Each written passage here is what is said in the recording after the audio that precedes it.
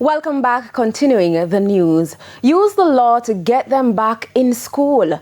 That call from a high school principal to the government this evening as schools continue to grapple with the issue of students missing from the classroom since the extended disruptions from Hurricane Melissa. Krista Campbell was in St. Elizabeth and now reports.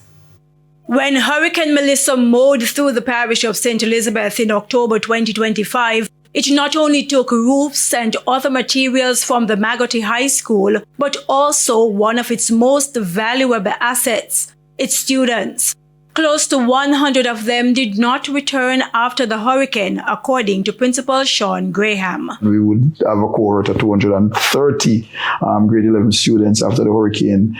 We didn't get more than 150 students coming, so that will be about 80 students that did not return at the grade 11 level. Students are engaged otherwise. Some have left the parish. Some are engaged in legal and illegal activities to make money.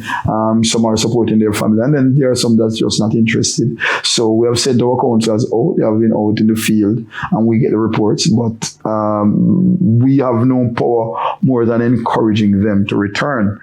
Now the school prides itself as having an excellent track record in engaging parents. But on this particular issue, the principal says the administration has been losing the battle.